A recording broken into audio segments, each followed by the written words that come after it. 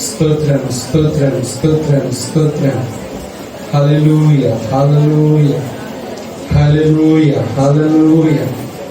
భూమి ఆకాశములను సృజించిన సృష్టికర్తవైన తండ్రి, అబ్రహాము దేవునిగా, ఇస్సాకు యాకోబుల దేవునిగా నిన్ను నీవు ప్రత్యక్షపరుచుకొని మా పక్షమున నిలిచిన మా తండ్రి, నీకు స్తోత్రాలు.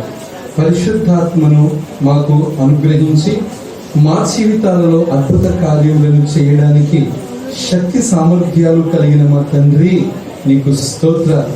మా బాహుబలమా, మా చాపిన చెయ్య, మా దక్షిణ హస్తమా, మా బలసూచకమైన మందసమా, కేవలము నీ కృప చేత, నీ కనికరము చేత, నీ ఆత్మ చేత మమ్మను జ్ఞాపకం చేసుకున్న నమ్మదగిన నా తండ్రి, నిన్ను స్తుతిస్తూ ఉన్నాను ప్రభువా. ఈ మధ్యాహ్న కాల సమయమందు ఈ శుక్రవారపు దినాన నీ బిడ్డలను మేమందరం నీ సన్నిధిలో కూడి మేము ఈ విధంగా ప్రార్థిస్తూ ఉండగా ప్రతి ఒక్కరి అవసరతను తీర్చండి. అక్కరతలు ఎరిగి అవసరతలను తీర్చే గొప్ప దేవుడవు. సమయోచితమైన సహాయమును ప్రతి సమయమందులో మాకు అనుగ్రహించే దేవుడవు నా తండ్రి. వారి హృదయాంతరంగాలను వెలిగి, వారి ఆత్మీయ జీవితాలను వెలిగి, వారి ప్రతి ఒక్కరికి నువ్వు సహాయం చేయండి తండ్రి. ఈ సమయంలో వాక్యం ద్వారా నాతో మాతో నీవు మాట్లాడండి. ప్రతి హృదయమును బలపరచండి. ప్రతి హృదయమును నీ సన్నిధి ఆత్మలో ముద్రించండి ప్రభువా. ఆత్మలో దాఖలు చేయబడ్డానికి, జీవ గ్రంథమందు పేరు లిఖితము చేయబడ్డానికి సహాయం చేయండి. నీ నామం ఎంతో గొప్పది నాయన. ఆ గొప్ప నామాన్ని బిడ్డల జీవితాల్లో మహిమ పరచుకోమని ప్రార్థన చేస్తూ ఉన్నా. ఈ సమయంలో నాయన నువ్వు మాట్లాడితే మేము బ్రతుకుతాం తండ్రి. నువ్వు మాట్లాడితే మా జీవితాలు నీ కోసం నిలవబడగలుగుతాయి. నువ్వు మాట్లాడితే నీలో మేము ఉండగలుగుతాం నా తండ్రి. నువ్వు మాట్లాడితే మా జీవితాలు పూత పడతాయి ప్రభువా. నువ్వు మాట్లాడి అనేక విషయాలతో నువ్వు మాట్లాడి మమ్మల్ని బలపరిచి నీ వాక్య వెలుగులో మమ్మల్ని చెక్కి సరిదిద్దమని యేసు పరిశుద్ధ నామంలో ప్రార్థించి స్తుతించి అడిగి వేడుకొనుచున్నాను తండ్రి. ఆమేన్ ఆమేన్. అధ్యాయము 19వ వచనం వాక్య భాగాన్ని మనము చూద్దాం. నా పిల్లలారా, క్రీస్తు స్వరూపము మీ యందు ఏర్పడు వరకు మీ విషయమై మరలా నాకు ప్రసవ వేదన కలుగుచున్నది. మిమ్మును గూర్చి ఎటు తోచకయున్నాను. నేను ఇప్పుడే మీ మధ్యకు వచ్చి మరి యొక్క విధముగా మీతో మాట్లాడగోరుచున్నాను. ధర్మశాస్త్రమునకు లోబడి ఉండగోరు వారలారా, మీరు ధర్మశాస్త్రము వినుటలేదా? నాతో చెప్పుడి. చాలా చాలు. అయితే గలతీయులకు రాసిన పత్రిక 4వ అధ్యాయము ఈ 19వ వచనంలో ఒక ప్రత్యేకమైన విషయాన్ని మనం చూస్తూ ధ్యానం చేస్తూ ఉన్నాం. నా పిల్లలారా, క్రీస్తు స్వరూపము మీ యందు ఏర్పడు వరకు, దేవుని స్వారూప్యము మీ యందు ప్రత్యక్షపరచబడే వరకు మీ వలన నాకు ప్రసవ వేదన కలుగుచున్నది. ప్రభువుని అంగీకరించిన మనము, ప్రభు చేత నడిపించబడుతున్న మనము దేవుని పిల్లలమని మనము చెప్పుకొనుట కంటే ఆయన స్వరూపాన్ని మన క్రియలలో ప్రత్యక్షపరచబడ్డం మనకి, మన ఆత్మీయ జీవితాలకు మేలు. అపోస్తలుడైనటువంటి పౌలు సంఘ క్షేమాభివృద్ధిని కోరి సంఘ విషయమై ప్రత్యేక విషయాలను రాస్తూ ఉన్నాడు. మీ ఎడల నాకు కొన్ని విషయాల్లో ప్రసవ వేదన తప్పడం లేదు. గత వారం కొన్ని విషయాలు ధ్యానం చేశాం. మీ ఎడల నాకు ప్రసవ వేదన తప్పడం లేదు. ఒక స్త్రీ తన గర్భాన పడినటువంటి శిశువును బట్టి మాక్సిమం గర్భవేదన పడితే 3 దినాలు పడుతుంది, లేక వారం రోజులు పడుతుంది. మాక్సిమం ఒక 10 రోజులు మనం చూసుకుంటాం. అదే ఒక ఆత్మను కన్నా ఒక ఆత్మీయ తండ్రి ఆ వ్యక్తి మారేంత వరకు, ఆ వ్యక్తిలో ప్రభు స్వరూపం వచ్చేంత వరకు, ప్రభు చేత ఆత్మ చేత నింపబడేంత వరకు ఆ వ్యక్తి పట్ల ఆ కన్న తండ్రికి ప్రసవ వేదన తప్పదు. అందుకే సంఘము నన్ను పోషించింది, సంఘం వలన నేను పోషించబడ్డాను. నా ప్రతి అవసరత తీర్చిన సంఘాన్ని బట్టి నేను సంతోషిస్తున్నాను. అయితే నా అవసరతను తీర్చిన నా సంఘాన్ని బట్టి నేను సంతోషించే దానికంటే నేను సంతోషించే దానికంటే మీలో క్రీస్తు స్వరూపము ఏర్పరచబడేంత వరకు, మీలో క్రీస్తు క్రియలు ప్రత్యక్షపరచబడేంత వరకు, దేవుని నామం మీ ద్వారా మహిమ పరచబడేంత వరకు నాకు ఈ ప్రసవేదన తప్పడం లేదని, మీలో క్రీస్తు స్వరూపము ఏర్పరచబడాలి అని అపోస్తలుడైన పౌలు మాట్లాడుతూ ఉన్నాడు. దేవునికి స్తోత్రం. మనం ప్రభువు నమ్ముకున్నాం, మనము క్రీస్తు స్వరూపము మనలో ప్రత్యక్షపరచబడాలి. అందుకు ఒక విషయాన్ని మనం మాట్లాడుకున్నాం. రోమీయులకు రాసిన పత్రిక 12వ అధ్యాయము 2వ వచనంలో క్రీస్తు స్వరూపము మన యందు ఎలా ఏర్పరచబడుతుంది, క్రీస్తు స్వరూపము మన యందు ఎలా ప్రత్యక్షపరచబడుతుంది అని ధ్యానం చేస్తూ, మీరు ఈ లోక మర్యాదను అనుసరించక ఉత్తమమును అనుకూలమును సంపూర్ణమునయ్యున్న దేవుని చిత్తమేదో పరీక్షించి తెలుసుకొనున్నట్లు మీ మనస్సు మారి నూతన మగుట వలన మీరు రూపాంతరము పొందుడి. దేవునికి స్తోత్రం. దేవుని స్వరూపము మన యందు ఏర్పరచబడాలి అంటే, క్రీస్తు మనలో ప్రత్యక్షపరచబడాలి అంటే, దేవుడిచ్చిన వాగ్దానం అనే తాళపు చెవిని మనం స్వతంత్రించుకోవాలంటే, ప్రియ సంగమా, క్రీస్తు యొక్క స్వారూప్యంలోనికి మనం మార్చబడాలి. కొలంబియా అనే దేశంలో ఒక స్త్రీ యేసుక్రీస్తు ప్రభువులాగా నటిస్తూ, యేసుక్రీస్తు ప్రభువులాగా వేషధారణ వేసుకుంటూ నేనే క్రీస్తునని ప్రకటిస్తుంది ఒక స్త్రీ. ఆమె అనుకుంటుంది, క్రీస్తు స్వరూపము ఏర్పరచబడాలి అంటే క్రీస్తులాగా ఉంటే చాలేమో, క్రీస్తులాగా కర్లింగ్ హెయిర్, క్రీస్తులాగా సాధు ముఖము, క్రీస్తులాగా దీనత్వము, క్రియలలో కాకుండా వేషంలో కనబడితే బాగుంటుందని చెప్పి ఒక స్త్రీ యేసుక్రీస్తు ప్రభువు లాగా వేషం వేసుకొని నాలో క్రీస్తు స్వరూపం వచ్చింది అని తను తాను ప్రత్యక్షపరచుకుంటుంది. నేను అంటాను, క్రీస్తు లాగా నిన్ను చెక్కించుకోవడము, క్రీస్తు లాగా నిన్ను వేషధారణ వేయించుకోవడము కాదు క్రీస్తు స్వరూపం నీలోనికి రావడం అంటే.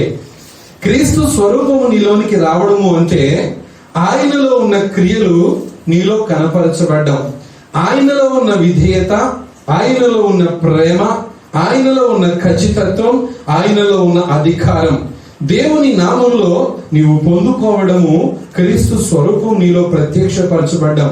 ఈరోజు ఆ స్త్రీ కొలంబియాలో దేవుని స్వార్థికురాలుగా పనిచేస్తున్న ఆ స్త్రీ నేనే క్రీస్తుని, మీరు నన్ను వెంబడించండి అని చెప్తూ ఉంది. ప్రసంగం ఈనాడు యేసుక్రీస్తు ప్రభు నేనేనని అనేకులు మారు వేషం వేసుకుని వస్తారని ఈ సంగతులు మీకు తెలియనివి కాదు, ఇది ఆశ్చర్యము కాదు అని దేవుని వాక్యం లేఖనాల ప్రకారంగా ముందే తెలియచేశాయి. తెలియచేయబడినటువంటి మాటలను దేవుని వాక్య ప్రకారముగా మన జీవితాల్లో సరిచేసుకోవాల్సిన వారమై ఉన్నాం.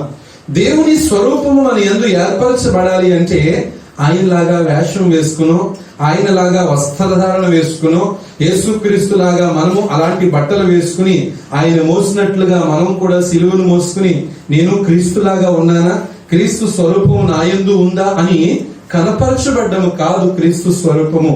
క్రీస్తు ప్రత్యక్షపరచబడాలి అంటే క్రీస్తులాగా నీవు జీవించాలి, క్రీస్తులాగా నీవు బ్రతకాలి, క్రీస్తులాగా నీలో విధేయతను కనపరుచుకోవాలి, క్రీస్తులాగా నీవు దేవుని చేత నడిపించబడ్డానికి ఇష్టపడాలి. అందుకే దేవుని వాక్యం సెలవిస్తుంది, మీరు ఈ లోక మర్యాదను అనుసరించక. లోకానికి ఒక మర్యాద ఉందంట. ఏంటా మర్యాద? ఇచ్చు పుచ్చుకునే మర్యాద. ఇచ్చుకుంటేనే పుచ్చుకుంటాం, పుచ్చుకుంటేనే ఇచ్చుకుంటాం, అది లోక మర్యాద. కానీ దేవుని మర్యాద ఏంటంటే ఇచ్చేదే దేవుని మర్యాద. దేవునికి స్తోత్రం. పుచ్చుకునేది కాదు, ఇచ్చేదే దేవుని మర్యాద. అందుకే దేవుని చిత్తమైనది ఏదో మీ జీవితంలో తెలుసుకోండి. అవి ఎలాంటివి? It's a good, it's a acceptable, it's a perfect, అనగా ఉత్తమమట, అనుకూలమట, సంపూర్ణమైన దేవుని చిత్తం ఏదో నువ్వు తెలుసుకోవాలి. దేవుని చిత్తం ఏంటి? దేవుని ఉద్దేశం ఏంటి? దేవుడు ఏం చేయమన్నాడు? రక్షించబడిన మనము దేవునిలోనికి మనం ఏ విధమైన క్రైస్తవ జీవితాన్ని కొనసాగించాలి. ఈ లోకంలో మనం యాత్రికులము. ఈ యాత్రను కొనసాగిస్తున్న మనము మన యాత్రలో చాలా సమస్యలు వస్తాయి, చాలా ఇబ్బందులు వస్తాయి, చాలా కష్టాలు వస్తాయి. ఈ యాత్రను మనం కొనసాగించుకుంటూ ఎన్ని పరిస్థితులు వచ్చినా సరే మనము చేరాలనుకున్న గమ్యానికి దేవుడు మనల్ని చేర్చుతాడు. ఈ ప్రయాణంలో దేవుడు మనకు తోడై ఉంటాడు. ఈ ప్రయాణంలో దేవుడు మన పక్షాన నిలిచి ఉంటాడు. అందుకు ప్రియ సంగమా, నా ప్రయాణంలో నా దేవుడు నాకు ఉండాలి అని నీవు ప్రభువుని వెంబడించాలి, ప్రభువుని వెంబడించగోరాలి. అందుకే నీవు మారాలట. ఏం చేయాలట తల్లి? దేవుని చిత్తం ఏదో నువ్వు తెలుసుకుని నువ్వు మారి రూపాంతరం చెందబడాలి. క్రీస్తు స్వరూపము నీలోనికి ప్రత్యక్షపరచబడ్డం అంటే మొదట నీ వేష భాష మారాలి, నీ బుద్ధి మారాలి, నీ క్రియలు మారాలి, నీ జీవితం మారాలి, నీ నడవడిక మారాలి, నీ మాట తీరు మారాలి, నీ ఉద్దేశం మారాలి, నీలో ఉన్న తలంపులు మారాలి, నీ ఆలోచన విధానం మారాలి. యేసుక్రీస్తు ప్రభువు నిన్ను వెంబడిస్తున్నావు అంటే ప్రభు చెప్పాడు, మీరు నన్ను వెంబడించగోరిన ఎడల మీ శిలువను మీరు ఎత్తుకొని నన్ను వెంబడించండి. శిలువను ఎత్తుకుని వెంబడించడం అంటే మెడలో పెద్ద శిలువను వేసుకుని ధరించడం కాదు, లేక చేతికి కంకణం లాగా శిలువ బొమ్మను కట్టుకుని నేను క్రీస్తును మోస్తున్నాను, క్రీస్తును ధరిస్తున్నానని చెప్పడం కాదు. ప్రియ సహోదరి సహోదరులారా, ప్రియులారా, ఒకసారి ఆలోచన చేయండి. దేవుని స్వరూపం నీ యందు ప్రత్యక్షపరచబడాలట. ఏ స్వరూపము? దేవుని స్వరూపం ఎలా ప్రత్యక్షపరచబడుతుంది? నిన్ను చూచిన వారు దేవుని ప్రేమ నీలో ఉంది. నిన్ను చూచిన వారు నిజంగా దేవుని నమ్ముకున్న వాళ్ళు అంటే ఎలా ఉంటారేమో, దేవుణ్ణి సేవించే వాళ్ళు ఈ విధమైన ఆత్మీయులుగా జీవిస్తారేమో. నీ ఆత్మీయతను పాడు చేయడానికి గుంట నక్కలు అనేకమైన వస్తాయి. అనేక గుంట నక్కలు నిన్ను చెరుపుతూ ఉంటాయి. అనేకులు నిన్ను భయభ్రాంతులు గురి చేస్తూ ఉంటారు. నీ ఆత్మీయతను కాపాడుకోవాలి. అమ్మా, ఉత్తమమైన దానిని, అనుకూలమైన దానిని, సంపూర్ణమైన దాన్ని, దేవుని చిత్తమైన దాన్ని నువ్వు ఎరిగి నీ మనస్సు మారాలి. ఏం మారాలి తల్లి? బ్రతుకు మారలేందే జీవితం మారదు. మనసు మారలేదే నీ ఆత్మీయ జీవితం మారదు. అందుకే గోపాలరావు గారు ఎప్పుడు అంటూ ఉంటారు, గోసులో పాపమట గోసులో పెట్టుకుని ఈ పాపపు జీవితాన్ని ఏమాత్రం కూడా ప్రభు ఎదుట విడిచిపెట్టకుండా, ప్రభువా నాకు అది చేసే, ఇది చేసే, నాకు ఇది అని కలిగి చేసేటువంటి అడిగేవాళ్ళు ఈ లోకంలో చాలా మంది ఉంటారు ప్రియ సంగమా. కానీ దేవుని స్వరూపం నీలో కనపరచబడాలి. మొదటి విషయాన్ని మనం మాట్లాడుకున్నాం. దేవుని చిత్తం ఏదో ఆ విషయాన్ని మనం తెలుసుకుని మనం ఏం చేయాలట? మారాలి. అందరూ చెప్పాలి, ఏం మారాలి? ఏం మారాలి? మనం మారాలి. మనం మారాలి. నువ్వు చేంజ్ అవ్వాలి. నువ్వు నీలో మార్పు జీవితాన్ని కొనసాగించగలగాలి. క్రైస్తవ్యంలోనికి రాకముందు నీవు ఎలా ఉన్నావు? క్రైస్తవుడుగా వచ్చిన తర్వాత, క్రైస్తవ్యం పుచ్చుకున్న తర్వాత నీవు ఎలా ఉన్నావు? మొదట నీ స్థితి ఎలా ఉంది? తదుపరి యేసుక్రీస్తుని వెంబడించిన తర్వాత నీ స్థితి ఎలా ఉంది? ప్రభువులోనికి రానంత కాలము పక్కోడితో గొడవలాడుతూ, పక్కోడు కొంపలు కూలుస్తూ, పక్కోళ్ళ మీద పడుతూ, పక్కోళ్ళ మీద ఏడుస్తూ, పక్కోళ్ళతోనే సాధించేటువంటి వాళ్ళు చాలా మంది ఉంటారు. అఫ్ కోర్స్ అది లోక మర్యాద, లోకంలో జరిగే మర్యాద. కానీ ప్రభు చెప్తున్నాడు, ఆ లోక మర్యాదను ఏం చేసేవారి? విడిచిపెట్టాలి. ప్రభువులోకి రాకముందు నువ్వు గొడవల మనిషివే, ప్రభువులోకి వచ్చిన తర్వాత మరీ ఎక్కువైపోతావు తప్ప ఏమాత్రం కూడా వాళ్ళు ఎందుకు వచ్చింది, ఎవడో పట్టుకుపోయేది కాదు, ఎవడు మోసుకుపోయేది కాదు, ఎందుకు వచ్చింది అని ప్రతి దానికి తగ్గించుకునే తత్వం నీలో ఉండదు. మారడం అంటే ఏంటో తెలుసా? నీ బ్రతుకు మారడం అంటే నీ క్రియలు మారాలి, పర్ఫెక్ట్నెస్ కావాలి, మంచివి కావాలి. ప్రభువు నమ్ముకున్న వాళ్ళు వారి క్రియలు దేవునికి యుక్తమైనవిగా ఉండాలి. ప్రియ సంగమా, నువ్వేం చేయాలో తెలుసా? క్రీస్తు స్వరూపము నీలోనికి రావాలంటే మొదట నువ్వు మారాలి. చెప్పండి అందరూ, మొదట నీవు మారాలి. రెండో విషయాన్ని గమనించండి. రోమీయులకు రాసిన పత్రిక 13వ అధ్యాయము 14వ వచనాన్ని చూడండి. మెట్టుకు ప్రభువైన యేసుక్రీస్తును ధరించుకొనిన వారై శరీరేచ్ఛలను నెరవేర్చుకొనుటకు శరీర విషయమై ఆలోచన చేసుకొనకుడి. దేవునికి స్తోత్రం. హల్లెలూయా. క్రీస్తు స్వరూపము నీలోనికి ఏర్పరచబడేంత వరకు నీవు కన్న నీ తండ్రికి ప్రసవ వేదన తప్పదు. నిన్ను నడిపిస్తున్న నీ ఆత్మీయ తండ్రికి ఏ నొప్పులు తప్పవో తెలుసా? పురుటి నొప్పులు తప్పో. అచ్చంగా ఒక మాట చెప్పాలంటే, నీ వలన నీ తండ్రికి పురుటి నొప్పులు బాధ తప్పకుండా ఉండాలి అంటే నువ్వేం చేయాలో తెలుసా? ప్రియ సంగమా, దేవుని క్రియల చేత నీ జీవితాన్ని మార్చుకొని మార్పు చెందుకొని ప్రభువుకి ఇష్టడుగా జీవించగలగాలి. అప్పుడే నిన్ను కన్నా నీ తండ్రి సంతోషిస్తాడు. నిన్ను కన్నా నీ తండ్రి నీ యందు ఆనందిస్తాడు. బాప్తిసం తీసుకున్న దినము మొదలుకొని ప్రభు రాకడా నువ్వు పోకడ వరకు కూడా నీ క్రైస్తవ జీవితాన్ని బహునామకముగా, పౌలు అంటాడు కదా, మంచి పోరాటం ఆట. తన పరుగును కడముట్టించాడట. తన విశ్వాసాన్నట ఏ పరిస్థితుల్లోనైనా సరే కాపాడుకున్నాడు. ఏ పరిస్థితుల్లో కూడా వైదొలిగిపోలేదట. ఏమాత్రం కూడా విడిచిపెట్టలేదట. ఏమాత్రం కూడా వదులుకోవడానికి ఇష్టపడలేదు. ఎందుకో తనకు తెలుసు, నన్ను పిలిచిన వాడు నమ్మదగిన వాడని. దేవునికి స్తోత్రం. నమ్మదగిన వాడిని పిలిచిన వాణిని బట్టి సంతోషిస్తూ ఉన్నాడు. ఆయన నమ్మదగిన దేవుడని ఇక్కడ పౌలు చెప్తున్నమాట. మెట్టుకు ప్రభు అయిన యేసుక్రీస్తును ధరించుకొనిన వారై శరీర ఇచ్చలను నెరవేర్చుకొనుటకు శరీర విషయమై ఆలోచన చేసుకొనకుడి. దేవునికి స్తోత్రం. దేవుని స్వరూపము మీలోనికి మార్చబడాలంటే నువ్వు చేయాల్సిన రెండవ పని ఏంటంటే, ప్రియ సంగమా, క్రీస్తును ధరించుకుని వారై ఉండాలట. ఏం చేయాలట? క్రీస్తును ఏం ధరించుకుంటాం మనం? సామాన్యంగా బట్టలను ధరించుకుంటాం. బట్టలను ధరించుకున్నంత సునాయాసంగా, బట్టలను ధరించుకున్నంత ఈజీగా మనము క్రీస్తును ధరించుకోగలమా? ధరించుకోవాలి అని పౌలు అంటున్నాడు. ఏం ధరించుకోవాలట? క్రీస్తును ధరించుకోవాలి. క్రీస్తుని ఎలా ధరించుకుంటావు? మెడలో సిలువ వేసుకునో, లేక చేతికో కాళ్ళకో సిలువ బొమ్మలు తగిలించుకునో, లేక ఒళ్ళంతా యేసు క్రీస్తు ప్రభు టాటూలు పొడిపించుకునో క్రీస్తు నేను ధరించుకున్నానని చెప్పుకోవడం కాదు. బట్టలను తొడుక్కున్నంత ఈజీగా యేసు క్రీస్తు ప్రభుని ధరించుకోవడం చాలా చాలా కష్టం. ప్రియ సహోదరి సహోదరుడా, ధరించుకోవాలంటే ఏం చేయాలో తెలుసు? అక్కడ మాట్లాడుతూ ఉన్నాడు. శరీర ఇచ్చలను నెరవేర్చుకొనుటకు శరీర విషయమై ఆలోచన చేసుకోనప్పుడు. ఏం చేయకూడదట? శరీర ఇచ్చలను నెరవేర్చుకోవడానికట శరీర విషయంలో మనం ఏమాత్రం కూడా ఆలోచించకూడదట. ఎందుకు ఆలోచించకూడదో తెలుసా? పౌలు ఆ విశ్వాసుల గురించి కొన్ని విషయాలు రాస్తూ ఉన్నాడు. చదువు 11 నుంచి కొన్ని వచ్చినారు. మరియు మీరు ఏమెరిగి కాలమును ఎరిగి నిద్ర మేలుకొను వేళ అయినదని తెలుసుకొని అలాగు చేయండి. మనము విశ్వాసులమైనప్పటికంటే ఇప్పుడు రక్షణ మనకు మరి సమీపముగా ఉన్నది. రాత్రి చాలా గడిచి పగలు సమీపముగా ఉన్నది గనుక మనము అంధకార క్రియలను విసర్జించి తేజస్ సంబంధమైన యుద్ధోపకరణములను ధరించుకుందాము. అల్లరితో కూడిన ఆట పాటలనైనను మత్తయినైనను లేకయు కామ విలాసములనైనను పోకిరి చేష్టలనైనను లేకయు కలహమైనను మత్సరమైనను లేకయు పగటి యందు నడుచుకున్నట్టు మర్యాదగా నడుచుకుందుము. ఎలా నడుచుకోవాలంట? మర్యాదగా. అందరూ చెప్పాలి, ఎలా నడుచుకోవాలంట?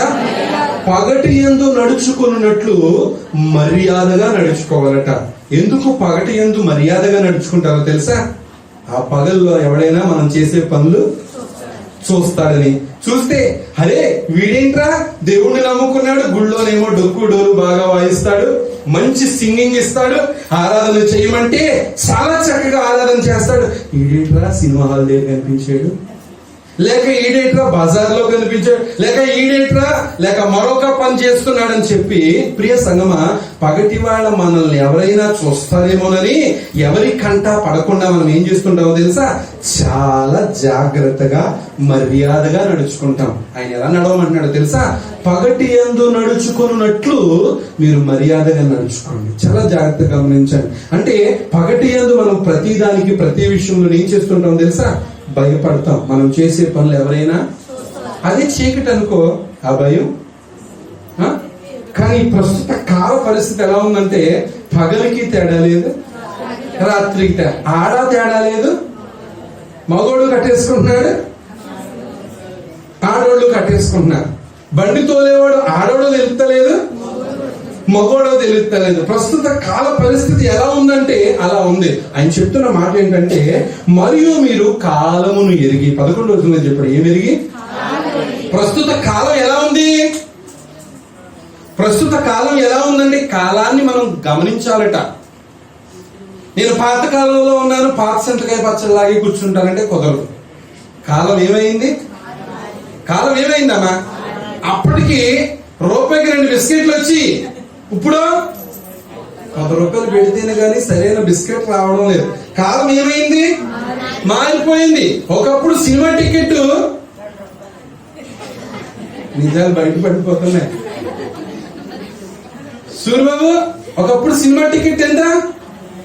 నీకు తెలుసు రూపాయా? నాకు తెలుసు కూడా రూపాయే. కానీ ప్రస్తుతం కాలాన్ని బట్టి సినిమా టికెట్ ఎంతో తెలుసా? మినిమం 200. మినిమం 200. కాలం ఏమైందమ్మా? ఒకప్పుడు 10 రూపాయలు పట్టుకెళ్ళి సంత చేసుకుంటే పట్టుకెళ్ళిన సంచి అంతా నిండిపోయేది. ఇప్పుడు ఒక 500 పట్టుకెళ్ళి సంత చేసుకున్నా సంచి ఇంకా ఖాళీగానే వస్తుంది.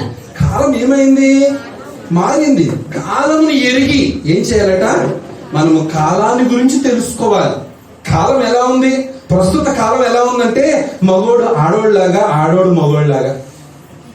ఆడోళ్ళు ఏం చేస్తున్నారు తెలుసా? ఏం చేస్తున్నారు తెలుసా? మగోళ్ళలాగా పప్పి కటింగ్ చేయించుకుంటున్నారు. ఉన్న జుట్టు అంతా ఈ మధ్య ఏదో పని మీద బెంగళూరు వెళ్తే వెనకాల చూస్తున్నాను, మొత్తానికి సిగరెట్ కాలుతున్నాడు ఒకడు. మగవాడే కదా, సిగరెట్ కాలుతున్నాడు కదా అని చూస్తే ఐఫీల్ చేసి ఉంది మొత్తానికి. ఏట్రా అని కొంచెం అలా దగ్గరికి వెళ్ళి చూసేసరికి ఆడవిడండి. కనీసం జుట్టున్నా సరే కనీసం వీడు ఆడావిడి అని అనిపించుకునేదేమో. అని మగాడు ఆడాళ్ళలాగా తయారవు. వీడేం చేస్తున్నారు తెలుసా? మగవాళ్ళు ఏం చేస్తున్నారు? జుట్టు ఉంచుకోవాల్సిన వాళ్ళు ఏమో జుట్టు కట్ చేసుకుంటుంటే, జుట్టు కట్ చేసుకోవాల్సిన వాళ్ళు ఏమో జుట్టు పెంచుకుంటున్నాడు. ఆడు ఇక్కడి నుంచి ఇక్కడ వరకు ఉంటుంది. ఏమన్నా అంటే జొలపాలంట, గేదె పాలు కాదు. వాడు వీళ్ళలాగా, వీడు వాళ్ళలాగా. కాలం ఏమైపోయిందో తెలుసా అండి? మారిపోయిందండి. మన చేతిలో లేదు కాలం. ఒకప్పుడు పిల్లలు పెద్దవాళ్ళు కన్ను ఎర్ర చేసి చూస్తే ఆగరా అంటే అక్కడ పోసేసేవారు మొత్తం. ఇప్పుడు నా నోటితో చెప్పద్దు, గమనించండి. ఇప్పుడు వాళ్ళకి మనం భయపడాల్సి వస్తుంది. బెదిరిస్తున్నా. ఒకవేళ అరే ఇది నువ్వు చేసే తప్పురా అని చెప్తే ఒకప్పుడు భయపడేవారు. ఇప్పుడు నువ్వు చేసే తప్పురా అంటే తప్పు ఎలా జరుగుతుందో చూద్దామని చెప్పి మనుషులను భయపెట్టి కాలమును ఎరిగి, కాలం మారిపోయిందండి. కాలమును ఎరిగి ఏం చేయాలట? నిద్ర మేలుకొని వేళ అయినదని తెలుసుకోవాలి. ఏం చేయాలట? కాలం మారిపోయింది కాబట్టి మనం ఇప్పుడు ఎలా ఉండాలి? పగలంతా తిరుగుతున్నాం, చీకటి పడేసరికి మనకి ఏం గుర్తొస్తుంది తెలుసా? నిద్ర. ఏ టైం అయింది? నిద్ర టైం అయింది. కానీ పౌలు చెప్తున్న మాట ఏంటంటే, ఎప్పటికి మనం ఎలా ఉండాలి తెలుసా? ఏ టైంలో ఉన్నంట నిద్ర టైం అయిపోయిందిరా బాబు, నిద్ర మేలుకున్న వేళ అయ్యిందని మనం తెలుసుకోవాలి. అందుకే నేను ఎప్పటికప్పుడు ప్రభు చెప్తూనే ఉన్నాడు, మెలకువగా ఉండి. అది పగలని చెప్పలేదు, రాత్రి అని చెప్పలేదు, టైం చెప్పలేదు, టైం కేటాయించలేదు. నిద్ర మేలుకున్న వేళ అయ్యిందని దేన్ని బట్టి తెలుసుకోవాలి నువ్వు? కాలాన్ని బట్టి. పరిస్థితులు ఏమీ బాలేదు, పరిస్థితులు ఏమీ సహకరించడం లేదు. పరిస్థితులు ఎప్పుడు ఉవ్వెత్తున మీదకు పడతాయో, ఏ సమస్య మనుషులను పట్టి పీడిస్తుందో, ఏ టైంలో ఏ రోగం వస్తుందో, ఏ కష్టం చేత మనుషులు బాధించబడాల్సి వస్తుందో, పరిస్థితులు ఏవి కూడా మనకు సహకరించడం లేదు. అందుకే ఈ కాలానికి ఒక కాలం అని పేరు పెట్టాను. ఏదో కాలం, మొత్తానికి పోయే కాలంలో మనం ఉన్నాం. ఆ కాలం ఎప్పుడు వస్తుందో, ఎప్పుడు వస్తుంది అనుకుంటూనే 2027 సంవత్సరం నేను అనుకున్నాను, ఆహాహా ఎంత ఆశ్చర్యంగా ఉండబోతుందో. గమనించండి, మార్చి వరకు బాగానే ఉంది, ఆశ్చర్యం మారిపోయింది మొత్తం. కాలం ఎరిగి మనం ఏం చేయాలట? పరిస్థితులు బాగోలేనందుకు మనం ఏం చేయాలట? అదే పడుకునే టైం అయిందిరా అని పక్కోని పిలిచి పడుకోబెట్టడం కాదు. నిద్ర మేలుకున్న వేళ అయ్యిందని అంటే నిద్ర అయిపోయింది. నిద్ర అయిపోయిందని ఎరిగి తెలుసుకొని ఏం చేయాలట? మనము విశ్వాసమైనప్పటికంటే ఎలా ఉండాలో తెలుసా? రక్షణ మనకు మరి సమీపముగా ఉన్నదని. ఏం చేయాలో తెలుసా? రక్షణ మనకు మరి ఎలా ఉండాలట? విశ్వాసులము కంటే రక్షణను మనం చాలా జాగ్రత్తగా ఏర్పరచుకునేటువంటి వారముగా ఉండాలి. ప్లీజ్ సంగమా, ఈనాడు రక్షించబడినటువంటి వారు అనేకులై ఉన్నారు. అనేకులుగా దేవుని చేత పిలువబడినటువంటి వారు ఉన్నారు. ఎందరూ వారి రక్షణను కాపాడుకుంటున్నారు. దేవుడిచ్చిన రక్షణను ఎందరూ కాపాడుకోవడానికి ఇష్టపడుతున్నారు. ఈ రక్షణను అనేకులు నిర్లక్ష్యం చేస్తున్నారు. నిర్లక్ష్యం చేయడం వల్ల ఏం జరిగిందో తెలుసా? గమనించండి. రాత్రి చాలా గడిచి పగలు సమీపంగా ఉన్నది కనుక మనము అంధకార క్రియలను విసర్జించి తేజస్ సంబంధమైన యుద్ధోపకరణములను ధరించుకున్న వారమైన అల్లరితో కూడిన ఆటపాటలైనను మత్తైనను లేకయు కామ విలాసములైనను పోకిరి చేష్టలైనను లేకయు కలహమైనను మత్సరమైనను లేకయు పగటియందు నడుచుకున్నట్టు మర్యాదగా నడుచుకుందుము. మెట్టుకు ప్రభువైన యేసుక్రీస్తును పగటియందు నడుచుకున్నట్లు ఎలాగైతే మనుషులకు మనం భయపడుతున్నామో, ఎలాగూ మనం చేసిన పనులు మనుషులు చూస్తారని భయముతో వణుకుతో ఉంటున్నామో, పగటియందు నడుచుకున్న వారముగా యేసుక్రీస్తు ప్రభువుని మనం ధరించుకోవాలి. యేసుక్రీస్తు ప్రభువును మనం ధరించుకొని శరీర ఇచ్చలను నెరవేర్చుకొనుటకు శరీర విషయాల గురించి మనం ఏమాత్రం కూడా ఆలోచించకూడదట. కానీ ప్రియ సంగమా, దేవుని వాక్యం సెలవిస్తుంది, శరీరానుసారులు శరీర విషయాల యందే మనసు ఉంచుతారు, ఆత్మానుసారులు ఆత్మ విషయాల యందే మనసు ఉంచుతారు. శరీరానుసారమైన మనసు మరణం, పాపం, భయంకరమైన పాతాళం. ఆత్మానుసారమైన మనసు నిత్య జీవాల్లోనికి మనల్ని నడిపిస్తుంది. ప్రియ సంగమా, ప్రభు చెప్తున్న మాట, నీవు శరీరేచ్ఛలను నెరవేర్చుకొనుటకు శరీరాన్ని గురించి నీవు ఆలోచించుకోవద్దు. ఎప్పుడు పొద్దున్న లేచి రాత్రి పడుకునేంత వరకు ప్రతి ఒక్కరు కూడా ఆలోచించేటువంటి విధానాలు ఎలా ఉంటాయంటే అన్ని లోకానుసారమైనవే. ప్రభు చెప్పాడు, లోకము దాని ఆశలు గతించుకోవును. లోకములో ఉన్నదంతా శరీరాశ, నేత్రాశ, జీవపు డంబం. లోకంలో ఉన్నదంతా శరీరాశ, నేత్రాశ, జీవపు డంబమే. శరీరము లోకాన్ని ఏం చేస్తుందంటే ప్రేమిస్తుంది. ఈ శరీరము ఆత్మకు లోబడ్డానికి ఇష్టపడదు. ఎప్పటికప్పుడు శరీరానికి ఆత్మకు గొడవ జరుగుతూనే ఉంటుంది. ఈ గొడవలో ఎవరు గెలుస్తారు ఎక్కువగా అంటే, శరీరాన్ని ప్రేమించే వాళ్ళైతే ఆత్మను ఓడించేస్తారు, ఆత్మను ప్రేమించే వాళ్ళైతే శరీరాన్ని ఓడించేస్తారు. నీవు దేన్ని ఓడిస్తున్నావో, దేన్ని గెలిపిస్తున్నావో నీవే ఒకసారి ఆలోచన చేయి. శరీరేచ్ఛలను నెరవేర్చుకొనుటకు నీవు శరీరానుసారంగా ఆలోచించవద్దు. శరీరానుసారంగా ఆలోచించడం అంటే ప్రియ సంగమా, లోక కాలాన్ని బట్టి చాలా మంది ప్రస్తుతానికి ఉన్న టెక్నాలజీ, ఏ టెక్నాలజీ అయితే ఒక వినియోగంలో పెడుతున్నారో ఆ శరీరానుసారంగా వాళ్ళు ఆలోచన చేస్తున్నారు. ఎవడో చేశాడు టిక్ టాకో టిప్ టాపో అంట, ఏదో అది మొత్తాన్ని ఏంటంట, టిప్ టాపా. వీళ్ళు ఏం చేస్తారు? వాళ్ళ శరీరాలను చూపించడానికి, శరీర ఇచ్చలను నెరవేర్చుకోవడానికి, శరీరానుసారంగా ప్రవర్తించడానికి వాళ్ళ శరీరాలను ప్రదర్శిస్తూ ఉంటారు. వారికి ఆలోచన, ఎవడో ఏదో చేశాడు, ఆడే చేశాడు, నేనెందుకు చేయకూడదు,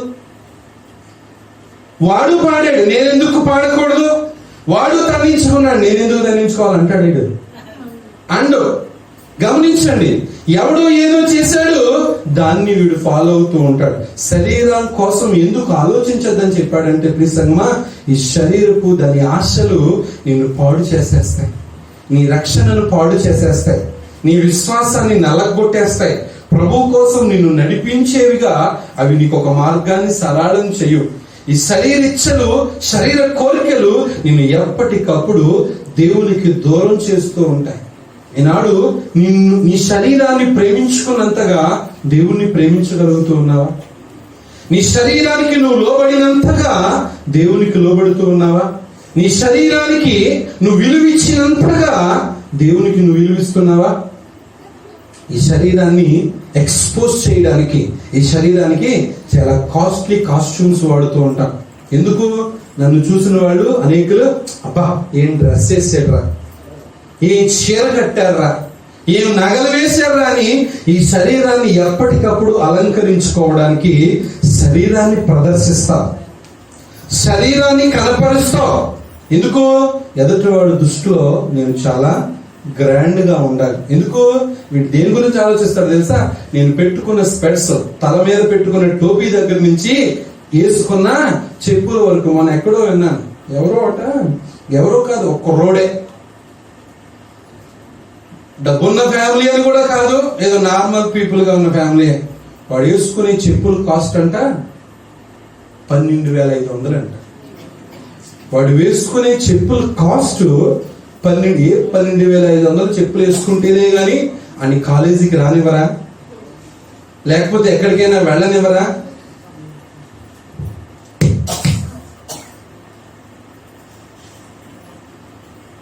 వాడి టాలెంట్ పక్క వాళ్ళకి చూపించాలి.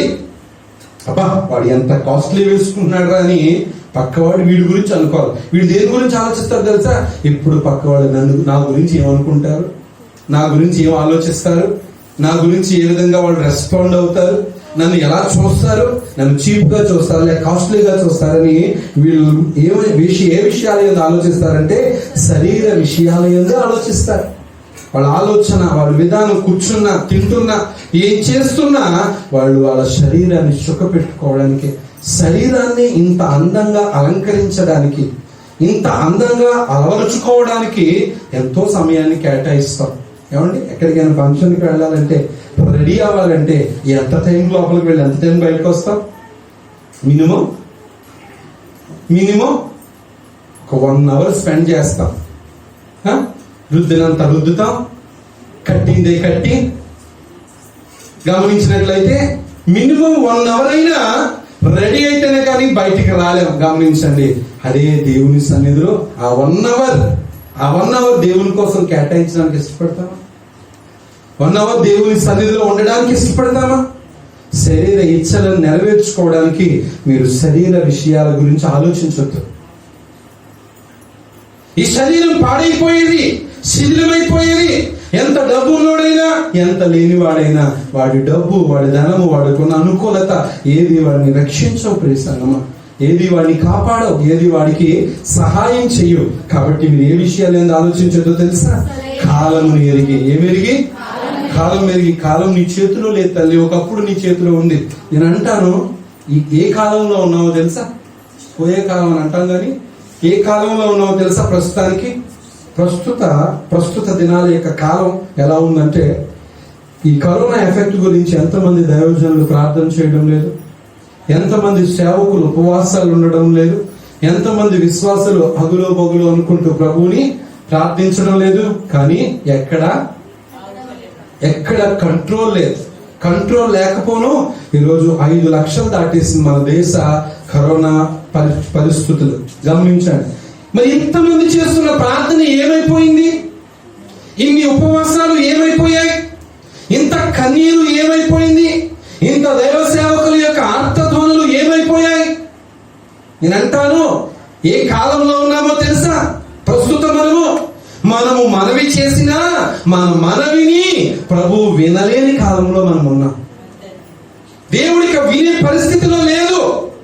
అలనాడు ఐగుప్తులో భయంకరమైన వ్యాధులు, రోగాలు, తెగుళ్ళు వారిని పట్టి పీడించినప్పుడు దేవుని ప్రజలు ఏడ్చో లేక ఈ ఎండిన ఎముకలతోనో నిర్జీవమైపోయిన పరిస్థితులతోనో ప్రభు ఎదుట ప్రార్థించినప్పుడు దేవుడు వారి మూలుగుల ధ్వని విని లేక మోషే ప్రార్థన విని మొత్తానికి తెగుళ్ళను తొలగించేశాడు, తెగుళ్ళను తీసేశాడు, క్షామాన్ని తీసేశాడు, కరువులను తీసేశాడు, సంతోషాన్ని ఇచ్చాడు, వాగ్దాన దేశాన్ని స్వతంత్రించుకోవడానికి ఏర్పాటు చేశాడు. నేను అంటాను, మనం ఏ కాలంలో ఉన్నామో తెలుసా? ప్రభు నాకు ఇది సహాయం చెయ్యి అని అడిగినా సహాయం రాని కాలంలో మనం ఉన్నాం. ఎందుకు సహాయం చేయడం లేదని ప్రభువుని ప్రశ్నించడానికి నువ్వు సరిపో. ఆ కాలం కాదు. దేవుడు ఒక లిమిట్ పెట్టాడు, ఒక టైం పెట్టాడు, ఒక స్కెచ్ చేశాడు.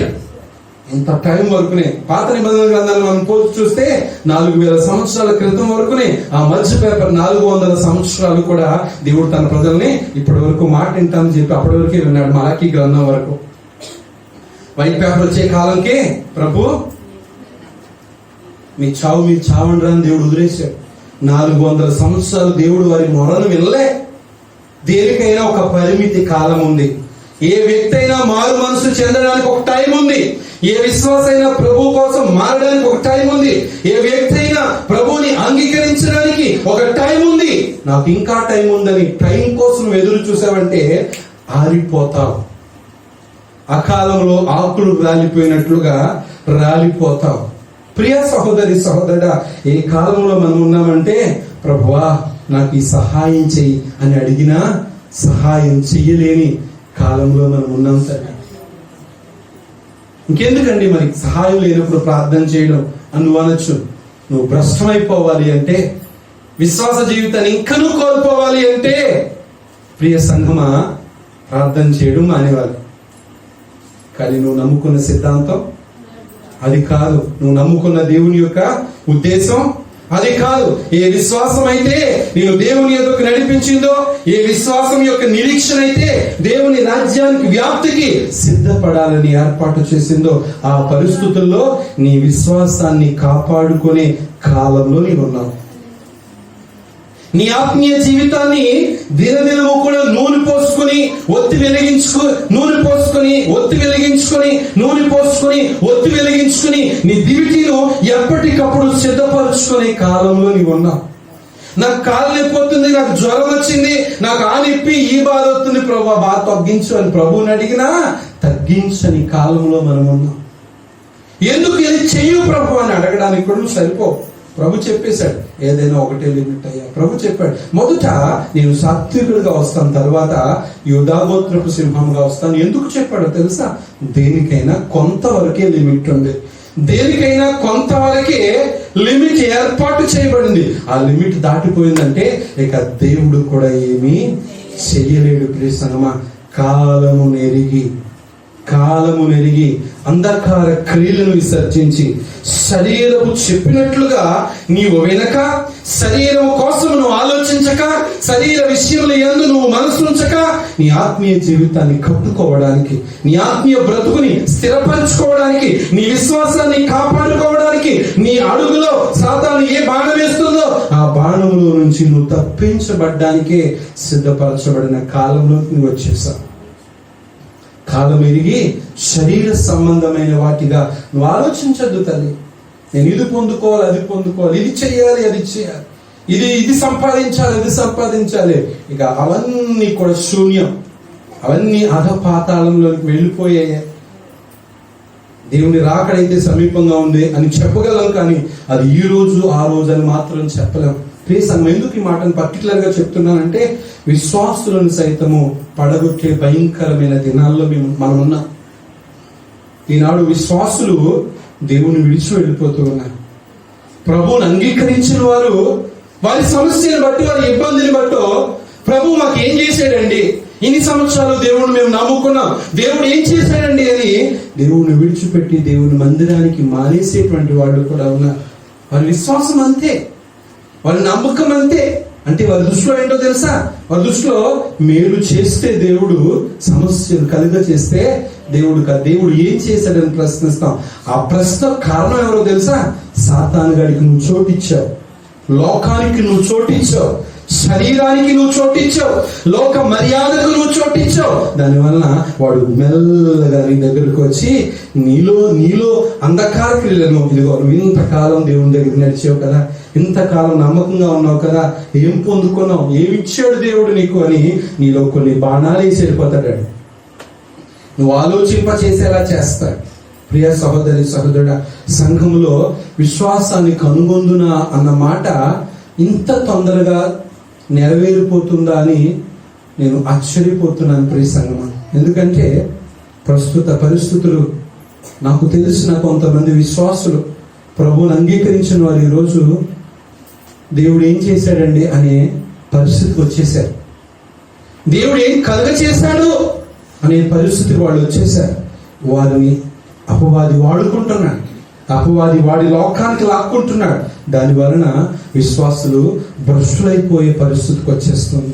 కాలము నెరిగి ప్రియ సంగమా, అంధకార క్రియలను విడిచిపెట్టి నీ విశ్వాసాన్ని కాపాడుకోవడానికి, నీ నమ్మకాన్ని కాపాడుకోవడానికి, మంచి పోరాటాన్ని పోరాడడానికి, నీ ఆత్మీయ జీవితాన్ని స్థిరపరచుకోవడానికి నిన్ను నీవు సిద్ధపరచుకో. దేవుని స్వరూపము, క్రీస్తు స్వరూపము నీ యందు ఏర్పరచబడేంత వరకు నీ వలన నాకు ప్రసవ వేదన, పురిటి నొప్పులు తప్పవు. నీ వలన పురిటి నొప్పులు తప్పాలంటే మొదట నువ్వేం చేయాలో తెలుసా? ఉత్తమమైన దానిని, అనుకూలమైన దానిని, సంపూర్ణమైన దాన్ని ఏదో నువ్వు తెలుసుకొని దానిని ఎరిగి నీ జీవితంలో మార్పు చేసుకోవాలి, మారాలి. రెండవది ఏం చేయాలో తెలుసా? క్రీస్తును ధరించి శరీర విషయాల యందు నువ్వు ఆలోచన చేయకూడదు. నాకు ఇది కావాలి, అది కావాలి. ప్రియ సంగమం, నేను అంటాను, ప్రభువుని పక్షాన నువ్వు నిలవబడి ఒకవేళ రుగ్మతలతోనో బలహీనతలతో బాధపడినా దేవుడు చూస్తూ ఊరుకునేవాడే కానీ కాదు. కానీ తప్పక ఆయన ఏదో ఒక రూపంలో నీకు సహాయం చేసి నీకు మేలు చేసే దేవుడు అయి నా దేవుడికి స్తోత్రం. హల్లెలూయా, హల్లెలూయా. ఎప్పుడు నువ్వు క్రీస్తును ధరించుకుంటావో, శరీర క్రియలను విడిచిపెట్టేస్తావో, అంధకార క్రియలను విడిచిపెట్టేస్తావో, నీవు దేవునికి ఇష్టడుగా ఉండగలుగుతావు. అప్పుడు నీలో ఏమి ఏర్పరచబడుతుందో తెలుసా? క్రీస్తు స్వరూప్యం. అందరూ చెప్పాలి, ఏ స్వరూపము? క్రీస్తు స్వరూపము నీ యందు ఏర్పరచబడుతుంది. రెండవది, క్రీస్తును ధరించుకొని శరీర క్రియలను విడిచిపెట్టబడినప్పుడు మాత్రమే, ఆలోచించకుండానప్పుడు మాత్రమే దేవుని స్వరూపం నీ యందు ఏర్పరచబడుతుంది. మూడవ విషయాన్ని గమనించండి. కొరింథీయులకు రాసిన 2వ పత్రిక